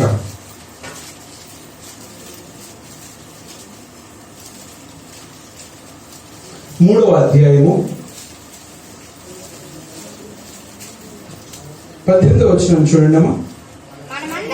మనమందరమును ముసుకులేని ముఖముతో ప్రభు యొక్క మహిమను అద్దము వలె ప్రతిఫలింప చేయుచు, మహిమ నుండి అధిక మహిమను పొందుచు, ప్రభు యొక్క ఆత్మ చేత ఆ పోలికగానే మార్చబడుచున్నాము. దేవునికి స్తోత్రం. హల్లెలూయా, హల్లెలూయా. క్రీస్తు స్వరూపము మన యందు ఏర్పరచబడాలి. ఎలా ఏర్పరచబడుతుంది? మొదట మనము సంపూర్ణంగా మారాలి. రెండవదిగా ఎలా ఏర్పరచబడుతుంది? యేసుక్రీస్తును మనము ధరించుకొని శరీర క్రియలను విడిచిపెట్టాలి. అప్పుడే క్రీస్తు స్వరూపం మన యందు ఏర్పరచబడుతుంది. మూడో విషయాన్ని గమనించండి. ఇక్కడ పౌలు మాట్లాడుతూ ఉన్నాడు, మనమందరము ముసుగు లేని ముఖముతో ప్రభు యొక్క మహిమను అద్దము వలె ప్రతిఫలింప చేయుచు, మహిమ నుండి అధిక మహిమను పొందుచు, ప్రభువుకు ఆత్మచేత ఆ పోలికగానే మార్చబడుదుము. Same image from glory to glory. ఏ ముఖమంట? ఏ ముఖమంట? Same image. సెల్స్ లో ఫొటోస్ తీసి ఒక ఇమేజ్ పంపించని చెప్తాం కదా. ఇమేజ్ అంటే నీ ముఖం, నీ ఫోటో. ఇక్కడ అంటున్నాడు, ఏ ముఖమట? ముసుగు లేని ముఖం. ఎందుకు? ఇక్కడ ఒక వ్యక్తి ముసుగేసుకుని తన ముఖాన్ని దాచుకున్నాడు. ఒక వ్యక్తి ఏం చేశాడో తెలుసా? ముసుగేసుకుని తన ముఖాన్ని దాచుకున్నాడు. ఆ వ్యక్తి ప్రభు యొక్క మహిమను పొంది అరచేయి అంత మేఘముతో దేవుని స్వరాన్ని విని దేవుని మహిమ నడినెత్తి నుంచి అధికాల వరకు నింపబడి ఆ మహిమ చేత నింపబడుతూ ఆ మహిమను అనేకులకు ప్రత్యక్షపరచాలని, ఆ మహిమను, అబ్బా ఏంటి ఈ ముఖములో ఎంత తేజస్సు, ఏంటి ఈ ముఖములో ఎంత వెలుగు, ఏంటి ఈ ముఖములో ఎంత బలమైన కాంతి ఎక్కడి నుంచి వచ్చింది? ఇది మనుషుల వలన వచ్చేది కాదు, దేవుని మహిమ వలన మాత్రమే వచ్చేది అని ఒక వ్యక్తిని దేవుడు తన మహిమతో నింపితే ఆ వ్యక్తి మనుషుల దగ్గరికి వెళ్తున్నప్పుడు, అయ్యా నీ ముఖాన్ని మేము చూడలేకపోతున్నాం, దయచేసి నీ ముఖానికి ముసుగేసేసుకో, అయ్యా మేము చూస్తాం అని చెప్తే ఆ వ్యక్తి ఏం చేశాడు తెలుసా? మనుషుల మాటలు వినేసి ఆ ముఖానికి ఇప్పుడు వస్తున్నాడు ఇలాగా, నేను వస్తున్నాను, కనబడుతున్నానా మీకు? మొత్తానికి అక్కడ ముసుగేసుకున్న వాళ్ళు ఎవరు లేరు. ఇది పెళ్లి ముసుగు అనుకున్నారు కనుక అక్కడ ముసుగేసుకున్న వాళ్ళు ఎవరు లేరు. ముసుగేసుకుని వచ్చేవాడంటే ఇంకెవరు? మోషే. ముసుగేసుకుని మనుషుల దగ్గరకు వస్తూ ఉంటుంటే, అయ్యా బానే ఉందయ్యా, ఇప్పుడు వరకు నీ మొహాన్ని మేము చూడలేకపోయాం, ఇప్పుడైతే తేటగా కనబడుతుంది. ఎందులో కనబడుతుందంటే వీళ్ళకి ఎందులో కనబడుతుంది మనకి? లోక సంబంధమైన యుగదేవత వారి కన్నులకు గురుడితనాన్ని కలగచేసి ముసుగుండా వాళ్ళని నడిపిస్తూ ఉంది. ఏం చూడనివ్వకుండా? మహిమను చూడనివ్వకుండా, దేవుని వెలుగును చూడనివ్వకుండా, దేవుని ప్రకాశాన్ని చూడనివ్వకుండా, దేవుని కాంతిని చూడనివ్వకుండా ముసుగు వేసుకుని బ్రతుకుతూ ఉంటే పౌలు అంటాడు, నీ వల్లే మేము ముసుగు వేసుకోలేమయ్యా. నీవైతే ఆనాడు ముసుగు వేసుకున్నావు, కానీ మేమైతే అట్లుండక ముసుగు వేసుకున్న వారముగా కాక మా ముఖమును మేము అనేకులకు ప్రత్యక్షపరుస్తాం. ఎందుకో తెలుసా? ఇది దేవుని మహిమ. దేవునికి స్తోత్రం. ఇది దేవుని మహిమ. దేవుని మహిమ ఏం చేస్తుంది? ఈ వెలుగు అనేకులకు ప్రకాశింపచేస్తుంది. ఈ వెలుగు అనేకులను ఆకర్షిస్తుంది. ఈ వెలుగు అనేకులకు మార్గాన్ని చూపిస్తుంది. ఏంటి? దట్స్ బాయ్ చాలా డిఫరెంట్ గా ఉన్నాడు. ముఖం చాలా బ్రైట్ గా ఉంది. ఫేస్ చాలా వెలిగిపోతుంది. ఈ బ్రైట్నెస్ ఎక్కడి నుంచి వచ్చింది? ఈ ప్రకాశం ఎక్కడి నుంచి వచ్చింది? అది కనిపిస్తేనే కదా పక్క వాళ్ళు అబ్బా ఇదేదో చాలా బాగుందని చెప్పుకుంటారు. అది కనబడకపోతే ఎవరికి నువ్వు ఒక ప్రత్యేకంగా కనపరచవు కదా, ఒక ప్రత్యేకంగా నేను చూడలేరు కదా. ప్రియ సంగమా, మోషే చేసినది తప్పు అని ఆయన చెప్పడం లేదు, కానీ అలనాడు నీవైతే ఇశ్రాయేలు ప్రజల నిమిత్తము నువ్వు ముసుగు వేసుకున్నావు. ఆ ముసుగు వేసుకున్న వారి జీవితాల్లో ఇప్పటికీ పాత నిబంధన గ్రంథాన్ని వారి విషయంలో కొట్టివేయబడింది. కానీ మేమైతే ప్రభు ఆత్మ చేత నింపబడిన వారమే. ఆ ఆత్మ ముసుగు లేని అర్థము వలె. అక్కడ రాయబడి చదవమా, మనమందరము ముసుగు లేని ముఖముతో, అందరూ చెప్పాలి ఏ ముఖముతో? అందుకే పెళ్లి చేసేటప్పుడు పెండ్లు కూతురికి తాళి కట్టే ముందు ఈ ముసుగు ఏంటో తెలుసా? మోషే వేసుకున్న ముసుగే. అప్పటివరకు ఎవరు కనబడకూడదు? ఆచారం. అప్పటివరకు ఎవరు కనబడకూడదు? అప్పటికి ఫోన్లు వెళ్ళిపోతాయి, అప్పటికి టీ షాపులకి వెళ్ళిపోతాయి, అప్పటికి టీ టైంలకి వెళ్ళిపోతాయి, అప్పటికి పబ్బులకి వెళ్ళిపోతాయి, అప్పటికి పార్టీలకు వెళ్ళిపోతాయి, అప్పటికి పార్కులకి వెళ్ళిపోతాయి, అన్నిటికి వెళ్ళిపోతాయి. మళ్ళా కొత్తగా ఏం చేస్తాడా?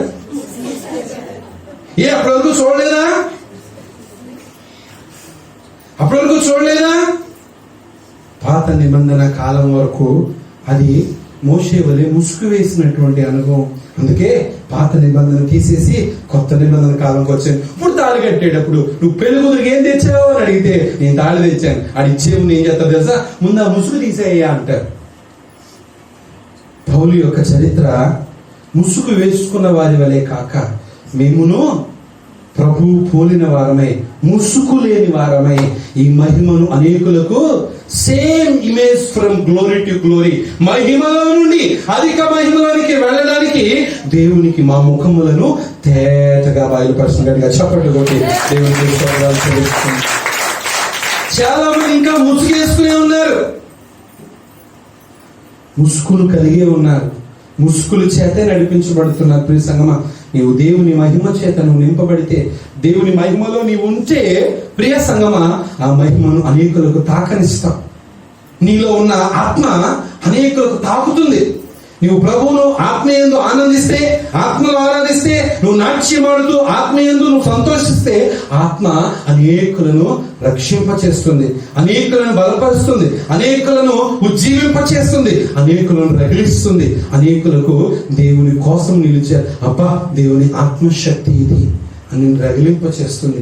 ముసుకున్న వారి వలె కాక మా సహజ ముఖములను అర్థములో ప్రతిఫలింపచేయునట్లు మహిమ నుండి అధిక మహిమలోనికి, glory to glory, same image.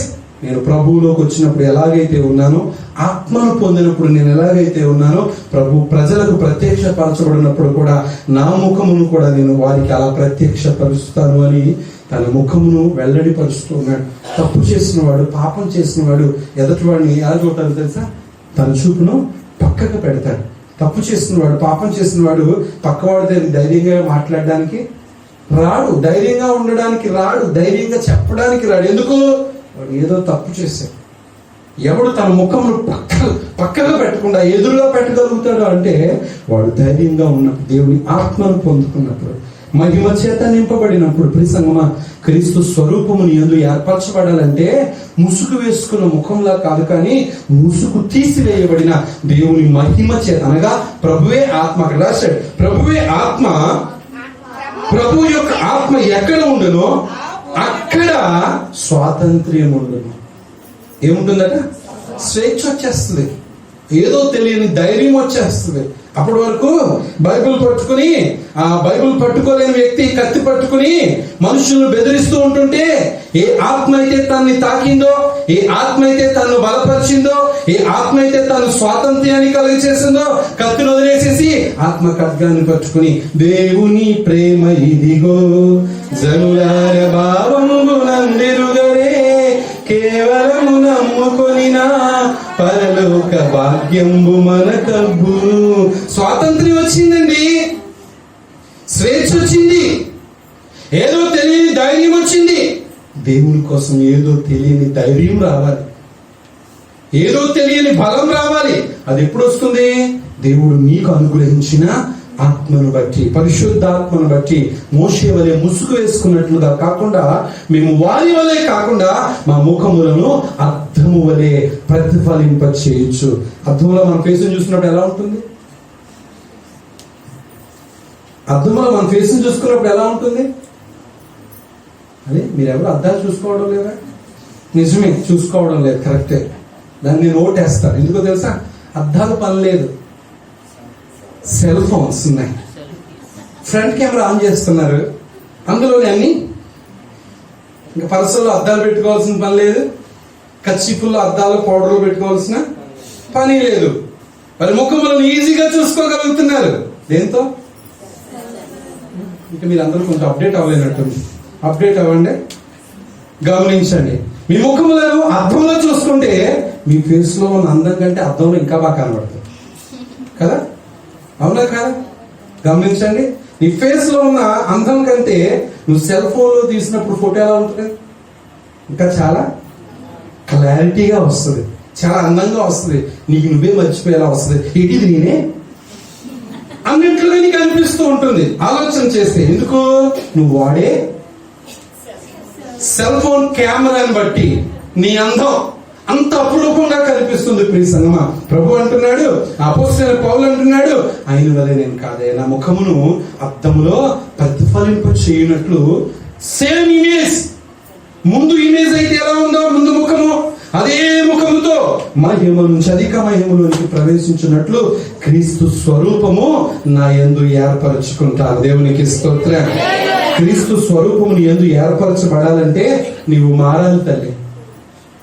బ్రతుకు మారాలి, జీవితం మారాలి, క్రియలు మారాలి, పద్ధతి మారాలి, ప్రవర్తన మారాలి. ఇవేవి మారకుండా నేను ప్రభువుని నమ్ముకున్నానంటే foolishness. Man and women foolishness words చెప్పాలి అంటే ప్రియ సంగమా. కానీ నువ్వు ప్రభు పక్షాన నిలవబడిన నీవు ప్రభు చేత నువ్వు నడిపించబడాలి అంటే, ప్రభువులో నువ్వు కొనసాగింటాలంటే ఆయన స్వరూపము నీ యందు ఏర్పరచబడాలి, ఆయన స్వరూపము నీ యందు ప్రత్యక్షపరచబడాలి. ఆయన ముఖము నీ ముఖము వలె, నీ ముఖము ఆయన ముఖము వలె మహిమలో నుండి అధిక మహిమలోనికి ప్రవేశించాలి. అప్పుడే నీలో దేవుని స్వరూపము ప్రత్యక్షపరచబడాలి. లేకపోతే నీ సేవకుడికి పురుటినొప్పులు తప్పు, నీ ఇష్టం. ఎన్ని సంవత్సరాలు నన్ను నొప్పులతో బాధపడమంటారో, ఛాన్స్ ఈజ్ యువర్స్. నవ్వుతున్నారు చూసారా? నిజమే, నవ్వే, నవ్వులాటే. గమనించండి ఎంత దుర్భరమైన పరిస్థితితో. ఒక ఆత్మ రక్షించబడ్డం అంటే సామాన్యమైన విషయం కాదు సార్. రక్షించబడిన ఆత్మ జాగ్రత్తగా వారి విశ్వాసాన్ని కాపాడుకోవడం అంటే సామాన్యమైన విషయం కాదు. రక్షించబడిన ఆత్మ చేరాల్సిన గోరుకి చేరేంత వరకు ఆ సేవకుడు లేక నిన్ను రక్షించిన వాడు నీ కోసం పడే తపన, ఆరాటం, పోరాటం సామాన్యమైన విషయం కాదు. నీకే నువ్వు మామూలుగా నేను రక్షించబడ్డాను, బాప్తిసం తీసేసుకున్నాను, అంతా ఓకే అని అనుకుంటావు. కానీ నువ్వు క్రీస్తు స్వరూపము నీ యందు ఏర్పరచబడేంత వరకు ప్రియ సహోదరి సహోదరుడా, నా దేవుని దృష్టిలో నువ్వు మంచి ఆత్మీయుడవు కానే కాదు. 4వ విషయాన్ని గమనించండి. ఎఫెసీయులకు రాసిన పత్రిక 4వ అధ్యాయము 13, 14 చదవండి. 15 పరిశుద్ధులు సంపూర్ణులగునట్లు క్రీస్తు శరీరం క్షేమాభివృద్ధి చెందుటకును పరిచర్య ధర్మమును జరుగుటకును ఆయన కొందరిని అపోస్తలులుగాను కొందరిని ప్రవక్తలనుగాను కొందరిని సువార్తికులుగాను కొందరిని కాపరులుగాను ఉపదేశకులుగాను నియమించును. అందువలన మనమిక మీదట పసిపిల్లలమై ఉండక పసిపిల్లలమై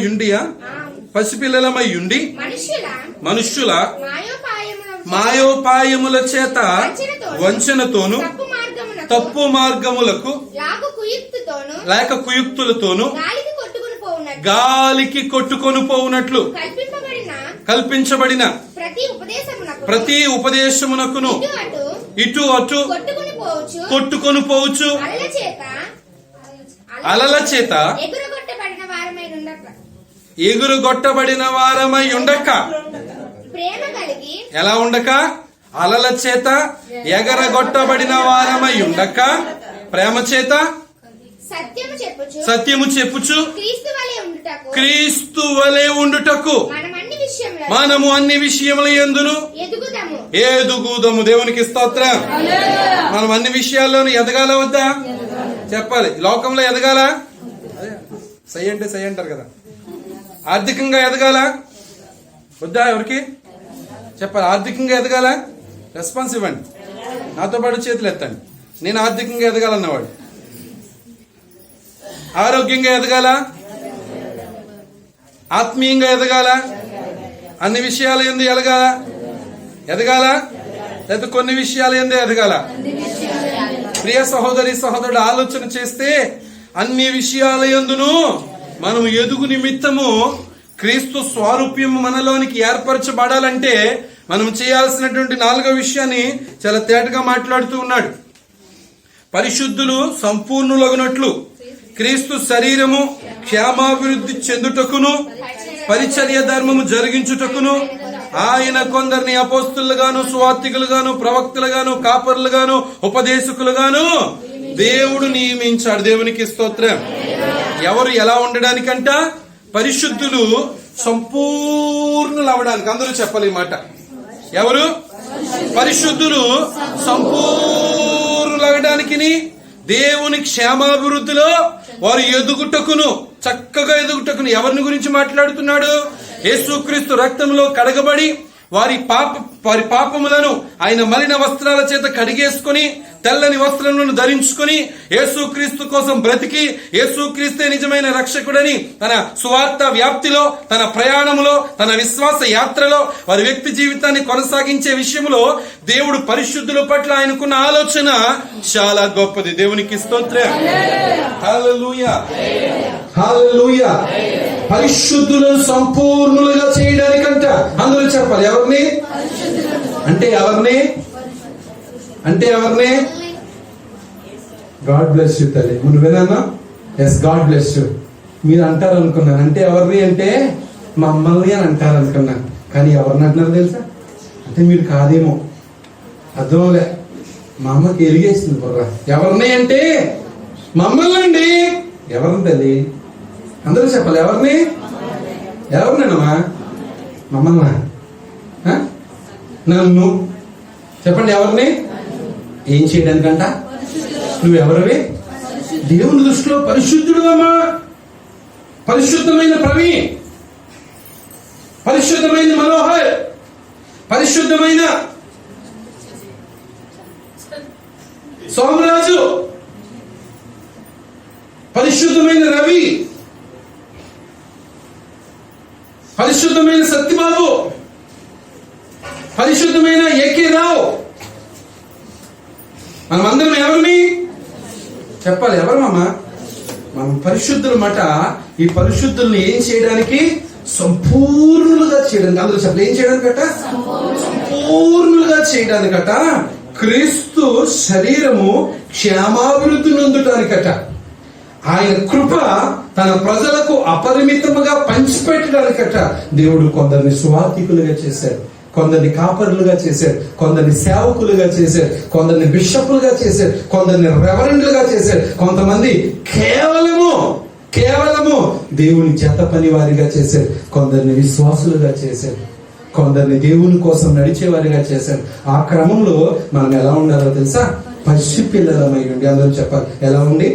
పసిపిల్లలమై ఉండి మనుష్యుల మాయోపాయముల చేత వంచనతోనూ తప్పు మార్గమునకు లాగు కుయుక్తులతోనూ గాలికి కొట్టుకొని పోవునట్లు కల్పింపబడిన ప్రతి ఉపదేశమునకును ఇటు అటు కొట్టుకొని పోవచ్చు అలల చేత ఎగరగొట్టబడిన వారమై ఉండనట్లుండక.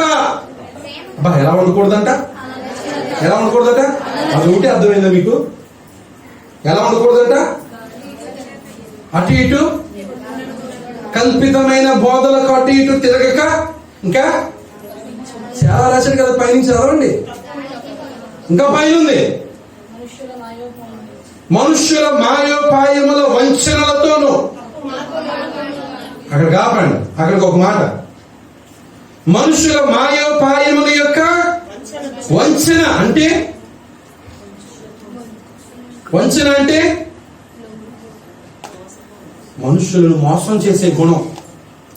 వంచనతో, కపట సహోదరుల వంచనతో మనుష్యులను మభ్యపెట్టి వాళ్ళ వైపుకు లాలన మాటల చేత నడిపించే గుణం. మనుష్యులను వంచన చేసి మాయ చేసే తత్వం.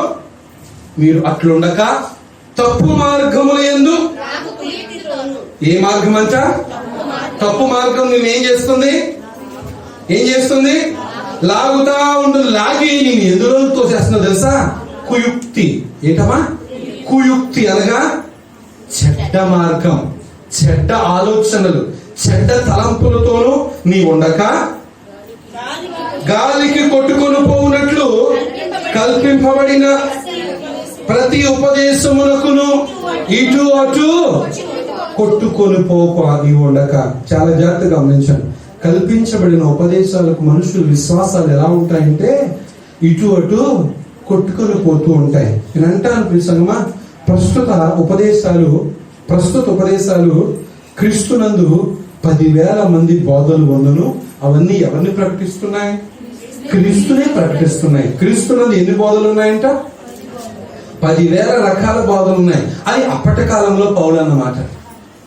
ఇప్పటి కాలంలో నేనంటున్న మాట ఏంటో తెలుసా? అప్పటి కాలంలోనే 10,000 రకాల బోధలుంటే ప్రకటించేవారు ఎవరు? 10,000 రకాల దైవజనులు అయితే ప్రకటించబడుతున్నది ఎవరి కోసం? యేసుక్రీస్తు ప్రభు కోసమే. పౌలు కాలంలోనే 10,000 రకాల బోధలుంటే యెహోషువ దానియేలు గారి యొక్క కాలంలో లక్షలంట, లక్షల బోధలు. ఇన్ని రకాల బోధలు ఎవరి గురించో తెలుసా? ప్రకటన ప్రభు అయినా. ఈ బోధలు ఏవి మంచివో, ఏవి తప్పు మార్గాలు నడిపించేవో, ఏవి నిత్యత్వంలోనికి నిన్ను నడిపించేవో, ఏవి స్థిరమైన స్వాస్థ్యంలోనికి నిన్ను నడిపించేవో, ఏ బోధలో. అందుకే కల్పితమైన కథల తట్టు నువ్వు అటు ఇటు కొట్టుకొని పోతూ, ఎవడో గొప్పగా చెప్పాడంటే ఆడి దగ్గర పరిగెట్టేస్తా. ఆడి గాలి తీసాడనుకో ఒకరోజు, మళ్ళా పరిగెట్టినోడి దగ్గర నుంచి ఆడి దగ్గర ఇక్కడికి వచ్చేసి మళ్ళీ ఇక్కడికి వచ్చేస్తాం. మళ్ళా ఎక్కడికి మంచి ఉంటే అక్కడికి వెళ్ళిపోతాం. ఎక్కడ గొప్పగా చెప్తున్నాడు అక్కడికి వెళ్ళిపోతాం. దానికి నీ ధనాన్ని, వ్యయాన్ని, సమయాన్ని అన్ని కేటాయించేస్తావు. ఎందుకంటే స్థిరమైన నమ్మిక లేదు నీకు. పొగిడేవాడి దగ్గరికి వెళ్తావు, తిట్టేవాడిని వదిలేస్తావు. నీ ఆత్మీయ క్షేమం కోసం చెప్పేవాడిని ఏమో తిట్టుకుంటావు, నిన్ను పొగిడేవాడి దగ్గరికి వెళ్ళి పొగిడించుకుంటూ ఉంటావు. ప్రియ సహోదరి సహోదరుడు, ఇలాగే ఒక సంఘంలో అట ఒక అమ్మ మొత్తానికి మంచిగా ఉండి మంచి విశ్వాసాన్ని కాపాడుకుంటూ ఉంటుంటే ఆ అమ్మకి అనిపించిందట, అయ్యగారి సంఘానికి ఏదైనా కొందాం అనుకుంటున్నాను. ఏం కొనమంటారంటే, స్పీకర్ లేదమ్మా, ఒక చిన్న స్పీకర్ ఏమైనా ఉంటే కొను, సంఘం నేను వాడతాను అంటే. మొత్తానికి ఆ తల్లి స్పీకర్ కొనడానికి ఒక 5,000 10,000 కేటాయించి ఆ స్పీకర్ కొనేసి సంఘాన్ని తీసుకొచ్చి ఇచ్చిందంట. స్విచ్ కట్టేసి ఉంది. స్పీకర్ కొని పట్టుకొచ్చిందంట. పాపం పలానా తల్లి దేవుని కృపలో చక్కగా దేవుని సేవకు వాడడానికి స్పీకర్ కొనిచ్చింది. మరి ఆమెను తన కుటుంబాన్ని దేవుడు దీవించాలని ఒక వారం చెప్తారు పాస్టర్ గారు. లేదంటే దాన్ని చూసినప్పుడల్లా ఎవరి చెప్పాలంట, ఇదిగో ఇచ్చినప్పుడు చెప్పు, నువ్వు మళ్ళీ ఇచ్చేటప్పుడల్లా చెప్తా లేదని చెప్పేసి గుడికి రావడం మానేసిందంట. అంటూ లేకపోను లేదు, అయ్యి బాబోయ్ అంటారండి మీరు. ఎక్కడో ఎందుకు లేవున్నారా? మా ప్రశ్న నాది, సమాధానం మీద అన్నట్టుంది. గమనించాను. రావడం మానేసిందంట. అంటే ఏం కావాలి వీడికి? పొగడ్తలు కావాలి, పొగడ్తలు కావాలి, పేరు కావాలి. పాపం ఎవరో ఒక అమ్మ ప్యాన్ కొని ఆ ప్యాన్ మీద ఆవిడ పేరు ఎక్కించుకొచ్చిందంట. మొత్తానికి కొన్ని రోజులు పోయిన తర్వాత పెయింట్ పేరు కదండి, పోదా. ఆవిడ పెయింట్ పేరు పోయిన తర్వాత వచ్చి గుళ్ళోకి వచ్చి పాస్ గారితో గొడవడిందంట. కొని ఇచ్చిన ప్యాన్ మీద నా పేరు ఎవరు తుడి చేశారని చెప్పింది. ఎవరు తుడి చేశారు? కాలక్రమేణా అది సంవత్సరానికి ఒకసారి కడిగేస్తాను కదా మందిని. కడిగేటప్పుడు మా కుర్రోడు కొంచెం గట్టిగా ఎలుగుంటారు. కడిగితే ఏం పోయింది? హాలు తీసేసిన దానికి నాదే బాధ్యత. గమనించండి. ఏం కావాలి వీళ్ళకి? పేరు కావాలండి, పేరు కావాలి, గొప్ప కావాలి. ప్రియ సంఘం, అది కాదండి క్రైస్తవ్యం, అది కాదు విశ్వాసం. వంచనతోనూ తప్పు మార్గాలతోనూ నీ ఉండక కల్పన బోధలకు నువ్వు అటు ఇటు గాలికి చెదిరిపోయినట్లుగా అటు ఇటు కొట్టుకుపోకుండా నీవు అలల చేత, ఏ చేత? అలల చేత. చదవండి. ఎగరగొట్టబడినట్లుండక. చాలు చాలు. అలల చేత ఎగరగొట్టబడినట్లుండక. ప్రియ సంగమా, దేవుడు చెప్పాడు గురుగుల్ని గోధుమల్ని అట్ ఎ టైం పెరగనివ్వండి. కోతకాలం వచ్చేటప్పుడు దాన్ని వేరు చేసి ఎగరపోసేస్తాను. ఆ టైంలో అట గురుగుల్ని గోధుమల్ని జల్లిస్తూ ఉన్నాడట. జల్లిస్తూ ఉండగా అవన్నీ పోవాలి, గురుగులంతా పోవాలి, గోధుమలంతా పోవాలి చెప్పేసి గాలికి పెట్టాడట. పొల్లు గింజలన్నీ పోయినాయి, గట్టి గింజలు మాత్రమే కిందకు వచ్చేస్తాయి. చాలా మంది అలల చేత ఏమవుతారు తెలుసా? గాలికి ఎగురుతా ఉంటారు. వీళ్ళ శ్వాసం ఎలాంటిదంటే, మేలు చేసాడనుకో దేవునికి స్తోత్రం. ఏదైనా సమస్య వచ్చిందనుకో శ్రీలక్ష్మి ప్రార్థనలో పెట్టే, ఏం బాగలేదు, చాలా కష్టంగా ఉంది, ఏటో మా ఐదారు దేవుడు. అలల చేత, ఏ చేత? సముద్రంలో అలలు ఎలా వస్తాయి? ఎలా వస్తాయి? వస్తూ, మనలో ఉన్న సమస్యలు కూడా వస్తూ పోతూ వస్తూ పోతూ ఉంటాయి. వచ్చి అక్కడ ఆగిపోయే అల ఏమీ ఉండదు. వచ్చి పోవడానికి కారణం దేవుడే. అనేకమైన కఠిన బాధలు కలుగు చేసిన వాడు ఆ కఠిన బాధల్లో నుండి తప్పించేవాడు ఆయన. దేవునికి స్తోత్రం. అలల చేత మీరు ఎగిరిపోయినట్లుగా ఉండొద్దు, గాలికి కొట్టిపోయేటట్లుగా మీరు ఉండొద్దు. ఎలా ఉండాలో తెలుస్తాను. ఎలా ఉండాలట? క్రీస్తు స్వరూపము మీలోనికి మార్చబడాలి అంటే ప్రేమ కలిగి సత్యము చెప్పుచు క్రీస్తు వలె ఉండుట. కబ్బా, మళ్ళా ఇక్కడ క్రీస్తు వలె ఉండాలంట. బాబోయ్, ఏదో ప్రేమ కలిగి ఉండమంటే ఉంటాం, సత్యాన్ని అనుసరించమంటే అనుసరిస్తాం, కానీ ఆయనను పోలి ఉండమంటే మాత్రం కష్టమే కదా. క్రీస్తుని మోస్తున్నాను, ధరిస్తున్నాను అంటే లాభం లేదు తల్లి, లాభం లేదు. వాక్యాన్ని నీవు పఠించాలి, వాక్యాన్ని నీ అనుచరణలో పెట్టాలి. అది క్రియల రూపముగా, వాక్య రూపముగా ప్రభు పక్షాన్ని నువ్వు నిలవబడగలగాలి. అప్పుడే నీలో ప్రేమ ఉంటుంది. ఆటోమేటిక్గా అన్ని లక్షణాలు వచ్చేస్తాయి. ప్రేమ ఉంటుంది, నీ మాటలో సత్యం ఉంటుంది, నిలకడగా ప్రభు యందు విశ్వాసం కలిగి జీవించగలుగుతావు. అప్పుడు క్రీస్తు వలె ఉండుటకు మనం అన్ని విషయంలోనూ ఎదగాలి. ఏం చేయాలటమా? గాయుస్సుని గురించి అపోస్తలుడైనటువంటి పౌలు అంటున్న మాట ఏంటంటే, ప్రియుడా, నీవు అన్ని విషయములోనూ వర్ధిల్లుచున్న ప్రకారమును, నీవు ఆత్మలో వర్ధిల్లుచున్న ప్రకారమును అన్ని విషయములోనూ కూడా నీవు వర్ధిల్లాలని ప్రార్థన చేస్తాను. అన్ని విషయాల్లోనూ మనం ఎదగాలి. ఒక విషయంలో కాదు, అన్ని విషయాల్లో మనం ఎదగాలి అంటే క్రీస్తు స్వరూపం మన యందు ఏర్పరచబడాలి. అమ్మా, క్రీస్తు స్వరూపం మన యందు గుళ్ళోకి వచ్చేస్తుంది. క్రీస్తు స్వరూపం మన యందు ఎక్కడొచ్చేస్తుంది? గుళ్ళో వచ్చేస్తుంది. పైన కనబడగానే విశ్వాసులు మంచి మన ఆత్మీయులు కనబడగానే మనం అర్జెంట్గా అని మాట ఏంటి తెలుసా? ప్రైజ్ లార్డ్ అమ్మగారు, ప్రైజ్ లార్డ్ అయ్య గారు, praise lord sister, praise lord brother. చక్కటి ముఖం వచ్చి మెత్తని చక్కగా చిన్న నవ్వుతూ అంత చక్కగా చెప్తారు. పళ్ళు కనిపించలేనట్లుగా చాలా చక్కగా అందరం చెప్తారు. గుడి మెట్టు దిగ్గానే కొప్పు ముడేసేసి, ప్రైజ్ లార్డ్ కాస్త పెసరట్లు భాగం అయిపోతాయి. ప్రియా సహోదరి, ఏది నీలో క్రీస్తు స్వభావం? క్రీస్తు స్వరూపం? ఏది నీలో క్రీస్తు తత్వం? ఏది నీలో క్రీస్తు మృదుత్వం? ఒకసారి ఆలోచన చేయండి. నీలో క్రీస్తు స్వరూపం ఏర్పడేంత వరకు నాకు ఈ పురుటినొప్పులు తప్పవు, నాకు ఈ బాధలు తప్పవు, నాకు ఈ కష్టం తప్పదు, నాకు ఈ వేదన తప్పదు. ఈనాడు ప్రియ సంగమా, రోజులు బాగాలేదండి, అస్సలు బాగాలేదు. విశ్వాసులను సైతము దేవునికి దూరం చేసే పరిస్థితులు చాలా సమీపంగా ఉన్నాయి, చాలా దగ్గరగా ఉన్నాయి, చాలా త్వరలో దగ్గరికి సమీపంగా రాబోతూ ఉన్నాయి. ఈనాడు ఉన్న విశ్వాసం రేపు ఉండడం లేదు మనుషుల్లో. రేపు ఉన్న విశ్వాసం ఎల్లుండి కనబడడం లేదు. వారి ఆత్మీయ జీవితాలలో వారిని దేవుడికి దూరం చేస్తూ వారి విశ్వాసాన్ని సన్నగిల్లిపోయే పరిస్థితుల్లో ఉండగా, ఏ విధము చేతనైనా నిన్ను పిలిచిన వాడు నమ్మదగిన వాడని నువ్వు రూఢిగా నమ్మితేనే నీ విశ్వాసాన్ని ఏ పరిస్థితుల్లోనైనా, అలల వంటి పరిస్థితులు నీ మీదకు ఎగసి పడుతున్నా అలలను లోపలికి లాక్కుని తన కృప చేత నిన్ను రక్షించడానికి నా దేవుడు సమర్థుడు. హల్లెలూయా. నా దేవుడు సమర్థుడండి. కష్టాలు వస్తున్నాయి, బాధలు వస్తున్నాయి, శ్రమలు వస్తున్నాయి, రానివ్వండి, వాటి అంతటా అవే పోతాయి. నేను అంటాను, కష్టాల కోసమో సమస్యల కోసమో నువ్వు ప్రభువు నమ్ముకోలే. నీ ఆత్మ రక్షణ కోసం నువ్వు ప్రభువు నమ్ముకున్నావు. నీ విశ్వాసపు యాత్రలో నాకు ఇక్కడ కాదు స్వాస్యము, పరమందు ఉంది స్వాస్యమని ఆయన నువ్వు నమ్ముకున్నావు. నమ్ముకున్న నీవు నీ నమ్మకాన్ని గట్టిగా పట్టుకుని నీలో ఏ స్వరూపం రావాలో తెలుసా? ఈ బాధ మీరు అందరూ ఏం చేస్తారంటే క్రీస్తువలే మీ ముఖములను మేకప్ చేసుకుంటారండి. అందరూ చులపాలు చేసుకుని ఎలా రమ్మని చెప్పారు పాస్టర్ గారు? క్రీస్తు స్వభావం, క్రీస్తు స్వరూపం. ఒక్కసారి నేను కన్నడలో ఊహించుకుంటున్నాను, ఆయన ఫేస్ యేసు క్రీస్తు మాస్క్ వేస్తే ఎలా ఉంటుంది? అది కాదమ్మా, అది కాదు తల్లి.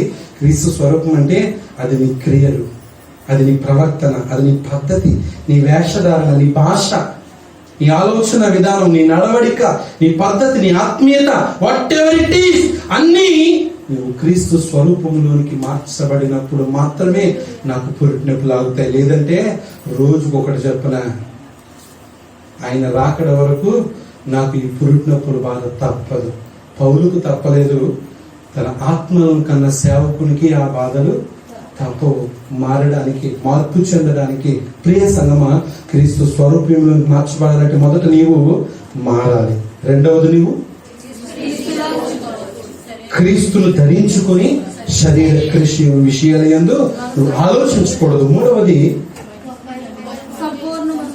మూడవది ఆయన ముఖములాగా నీవు నీ ముఖమును అద్దము వలె ప్రతిఫలింప చేయడానికి ముసుగు లేని ముఖంలాగా నీ ముఖమును మహిమ చేత, మహిమలో నుండి అధిక మహిమలోనికి ప్రవేశించడానికి నీవు సిద్ధపడడానికి ఇష్టపడాలి. నాలుగవది అలల చేత కొట్టబడినట్లు ఉండక ప్రేమ కలిగి సత్యమును చెప్పుచు అన్ని విషయాల యందు నీవు యేసుక్రీస్తును పోలి నువ్వు నడుచుకోవాలి. అప్పుడు నీలో ఏం ప్రత్యక్షపరచబడుతుందో తెలుసా? క్రీస్తు ప్రభావం ప్రత్యక్షపరచబడుతుంది, ఆయన స్వరూపం ప్రత్యక్షపరచుతుంది, ఆయన కృప నీ జీవితంలో ప్రత్యక్షపరచబడ్డానికి నీ జీవితాన్ని సంపూర్ణంగా సిద్ధపరచుకొని ప్రభు కోసం ఏర్పరచబడ్డానికి ఇష్టపడు. ఎందుకంటే నేను చెప్పాను, కాలం కాని కాలం. ఏ కాలంలో ఉన్నామో తెలుసా? ప్రభువా నాకు ఈ సాయం చేయి, ఈ కష్టాన్ని తొలగించు అని అడిగినా సహాయం రాని కాలంలో మనం ఉన్నాం.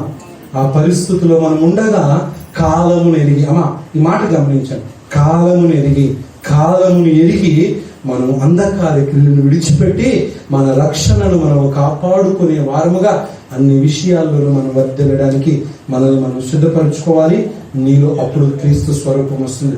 స్వరూపం చేత నువ్వు నింపబడాలని నేను ప్రార్థన చేసుకుని దేవునికి అప్పగించుకో. దేవుడి కొద్ది మాటలను దీవించును గాక. ప్రార్థన చేద్దాం.